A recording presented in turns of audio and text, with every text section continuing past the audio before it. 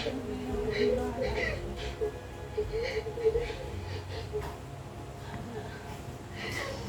nasa labas ko na yung Kumagugula ko ng lahat ng sakit na nararamdaman. Gagawin ko lahat. Antok daw na huwag magsalita. Na magsinungaling.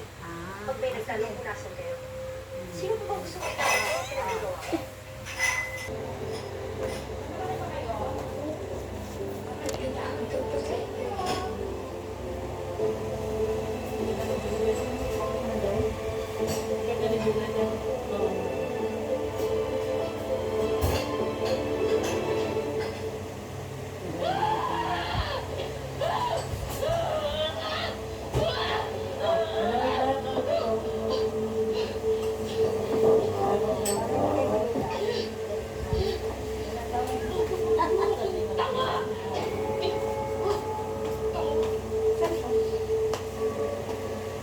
Magandang gabi ho. Maraming po nakapanood ng episode kanina ng Karamay. Gusto ko lang pong sabihin na hindi nila sinabi ang buong katotohanan. Ako ang nakakaalam kung ano ang koneksyon ni Miranda Valdez kay Ana Sarmiento. Tita! Ano ba yun? Si Sarah kung ano-ano pinagsasabi ko. Kaya ang pinagtatakpan ni Miranda Valdez si Ana. Dahil ang totoo, anak niya si Ana. Si Ana ang batang pinaampun niya Lagyan mo kayo? dahil anak niya ito. Ay, ito. Oh, ano gagawin mo? Kailangan ko yung sabihin si ate. Ate, may kailangan ka malaman. Diyos, baka umalis yan. Sabi ni Grace. Sabi ni Grace. Sa loob sabi niya ni Bel. Wala, ay kasi sila mo ako. Kaya naman, ipaliwanag ko sa ayaw ko si Grace. Diyan na lang ako para sa tulungan. Ayan, konti lang sa akin. kasi malaki kasi lagayan ko. Ay, sarap. Pinagtatakpan ni Miranda Valdez si Ana. Dahil ang totoo, anak niya si Ana. Ayan! Ang batang pinaampun niya Yan! dahil anak niya ito. Kumain ka na! May salad dito, oh. Kayo ka na. Huwag na nilagay mo sarap yung gatas. Oo, sa baba. Ano to? Akin yan.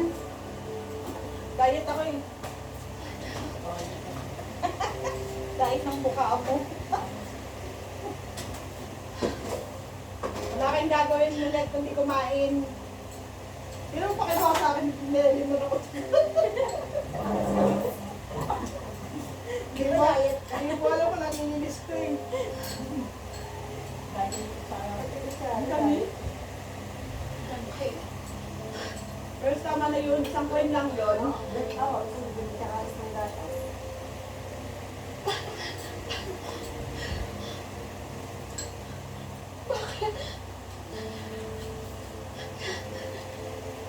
Iwala ka sa akin. Sasabihin ko sa'yo. Kailan niyo balak sabihin sa akin ito? Isasama ko na ba kayo sa mga listahan ng mga nagiging sa akin? Ana.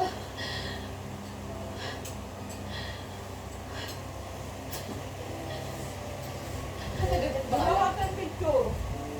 Na. Nasa palaon ka. Yan! Hayaan mo na yung Yan! Ano nga doon? Picture lang mo kami yan! Ako na ba? Kapayan mo sila natin sa akin. Ano ba yun? Alim mo yung camera!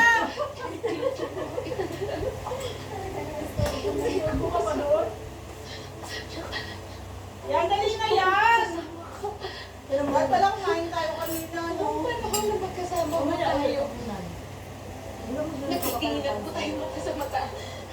Sinasabi ko sa inyo lahat na nararamdaman ko, lahat na naiisip ko. Alam niyo pala eh. Alam niyo na nagsisinungaling kayo sa akin.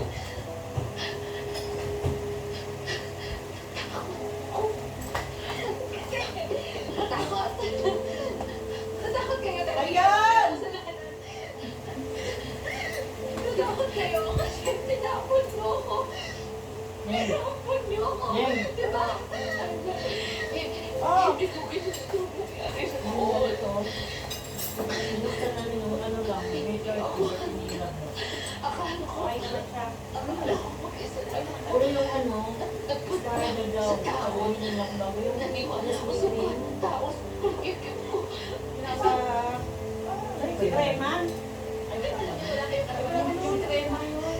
Kasi desisyon na yan. nasa booking, nasa ano gano'n. Desisyon na magiging ina. Dahil sa desisyon Hindi, ko. iba yun. Baka ganyan sa barangay yun. Yung ganyan sa ano, Bistang neta. Desisyon na ako. sa amin nga, Nagbibintang ka neta. sabi niya niya, may desisyon mo kasi mahirap sila, di ba? Siya nagawa.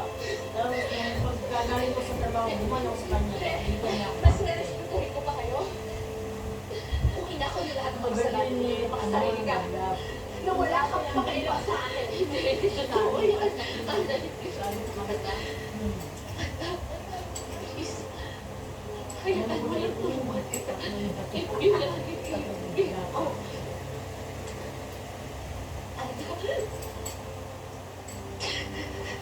Sabihin niyo ba sa akin ang ginawa niyo? Napupura lahat ang ginawa niyo sa akin.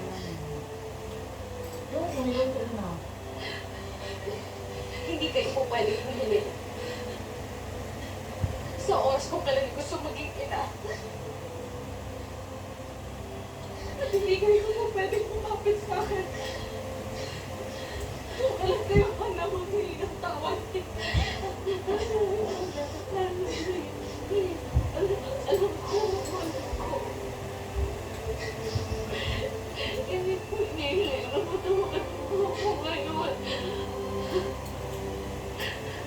Pagkakataon. Yun ang titigilin ko. Pagkakataon. Na maayos ko ang sitwasyon mo.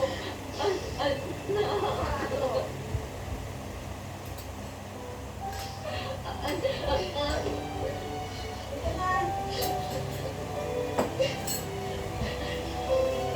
Tinulak siya? Sapat ako yung tinulog ko sa akin. Kaya nandiyan si Ayan. Hindi na tayo muna. Gagawin ko wala para Nanay mo yung anak mo dun sa taas. Ito tayo may pagkain. Mamaya na dyan. Ayusin mo ko naka-live yan.